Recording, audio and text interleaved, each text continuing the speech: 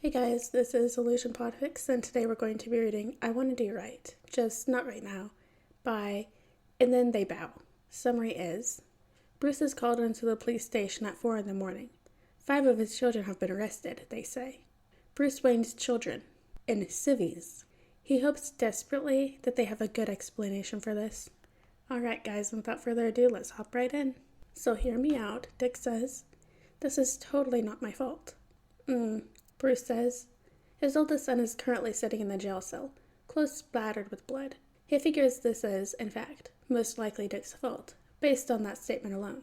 He turns to the second occupant of the cell, lounging on the floor and seemingly relaxed. Listen, Jason starts, and then he stops speaking for several moments. There's blood at the corner of his mouth, and he's holding his ankle at an odd angle. I'm listening, Bruce says. Jason does not seem to have anything further he wants to say, and wisely shuts his mouth. Bruce moves past Jason, suspect number 2 in Whose Fault Is This?, and approaches Tim and Damien. Tim is fast asleep, or possibly knocked out, using Dick's shoulder as a pillow. Damien has a black eye and is glaring at the police officer behind Bruce. Care to explain?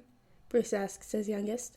Damien, who Bruce is quickly learning is his second smartest son, the smartest being Tim, who is unconscious and therefore not at risk of being questioned, shakes his head. Bruce nods his head and turns to the final member of the collection of criminal children. How on earth did they catch you? He asks Cass, who frowns at him. She, too, has learned from the mistakes of her older brothers and remains silent. Thankfully, she seems uninjured.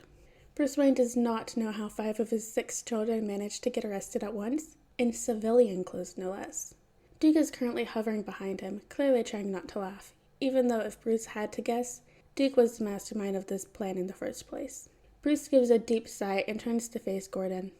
Oh, what did they do? He asks, and he's sure his age is beginning to show on his face. Duke makes a vulgar hand gesture at Jason, who reciprocates it, and Cass snickers loudly. Bruce ignores them. Gordon says, like he's not sure how he wants to proceed. Gordon knows that Bruce is Batman, and Bruce knows that Gordon knows, even if they've never explicitly said it to each other. Bruce likes to think that Gordon can be honest with him. Right now, he's sure his children are giving their best glance to the commissioner behind his back. He also likes to think he's a bit more threatening than they are. Jim, Bruce says, because it's 4 in the morning and it's his one night off of patrol for the whole month, and he's tired. Was pulled out of bed by Duke, clamoring about an emergency that somehow involved the whole family. Gordon waves a hand, and the rest of the officers in the room disappear. We beat up Jonathan Crane, Dick offers. Bruce turns around, very slowly. Dick does not look like he's joking. Duke chokes on a laugh. In civvies, Bruce says flatly.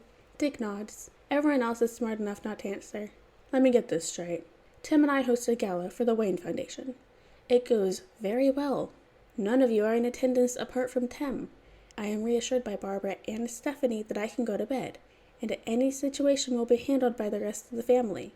At some point between 1 and 4 in the morning, the 4 of you change from your uniforms into civilian clothes. Tim joins you, and you beat up Jonathan Crane. You are arrested shortly after doing so, and use your one phone call to alert Duke. Did I get that right? Yes, Dick confirms. Does anyone care to fill in the gaps? I don't think there are any, Jason says. You seem to have hit the most major points. Bruce knows his children. He also knows there's more to this story. Something they're not telling him. Something they don't want to tell him, where prying ears could overhear. So he sighs and looks at Gordon. How much is bail? He asks. For all 5? Gordon asks. Bruce considers this.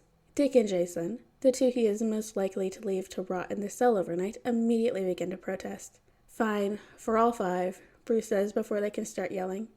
Gordon looks very much like he's trying not to smile. Off the record, Gordon shrugs, and he unlocks the cell.